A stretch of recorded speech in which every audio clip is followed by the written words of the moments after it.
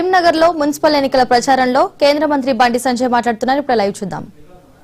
తెలంగాణలో ఎన్నికలు అవుతున్నాయి సార్, ఇవాళ మాకు సహాయం చేయండి సార్ అంటే మోడీ గారు చెప్పినాక మోడీ గారు బండి సంజయ్ కరీంనగర్ కార్పొరేషన్ లో భారతీయ జనతా పార్టీని గెలిపిమని చెప్పి పువ్వు గుర్తు కోటేయమని చెప్పి కరీంనగర్ ప్రజలకు చెప్పు.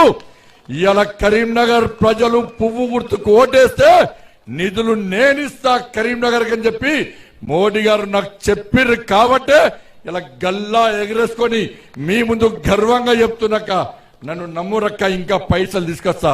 పన్నులు పెంచనయ్యా, కాంగ్రెస్ వాళ్ళు ఫైళ్లు రెడీ చేసిర్రు, తెలంగాణ మొత్తం ట్యాక్సులు పెంచుతారట. ఇవాళ మమ్మల్ని గెలిపిస్తే ఆ ఫైలు తీసుకుపోయి మానే డ్యామ్ లో పడేస్తా, ఢిల్లీ నుంచి నిధులు నేను తీసుకొస్తాక. ఇలా వాళ్ళు మాయమాటలు చెప్తారు, వస్తారు ఏదో రకంగా చెప్తారు, ఏదొస్తాడు. ఈ శంకరన్న చూడక, ఈయన గొప్పతనం చెప్తాక.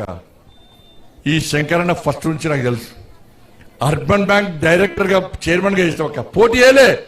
నేనే ఇంటికి పోయినా, అన్నా నువ్వు చైర్మన్ చేయాలి, నిన్ను మేము గెలిపించుకుంటామని చెప్పి ఆ అర్బన్ బ్యాంకుల పేదోళ్ళ పైసలు ఉంటాయక, పేదోళ్లకు లోన్లు ఇస్తాం, ఆ అర్బన్ బ్యాంకును కాపాడుకోవాలని చెప్పి ఈ డి శంకర్ అన్న తీసుకుపోయి చైర్మన్ చేస్తే ఇవాళ ఆర్బీఐ కూడా డి శంకర్ అని పిలిచి శబాష్ అన్నారక్క. ఇలా డి శంకర్ అనే వ్యక్తి లేకుంటే, డి శంకర్ అనే వ్యక్తి లేకుంటే వాళ్ళ అర్బన్ బ్యాంకు ఉండేది కాదు. ఇలా పేదోళ్ళ పైసలు మొత్తం సర్వనాశనమైన పేదోళ్ళ పైసలు కాపాడి పేదోళ్లకు రుణాలు ఇచ్చి పేదోళ్ళ బతుకులు బాగు చేసింది వాళ్ళ డి శంకర్ అక్క.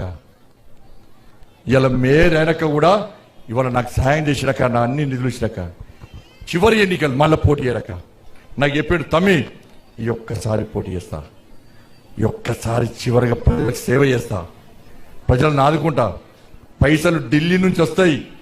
నేను మేయర్ ఉన్నప్పుడేమో అన్ని అభివృద్ధి పనులు బ్యాన్ చేశారు, కాంగ్రెస్ ఒక్క పైసా ఇయ్యలే.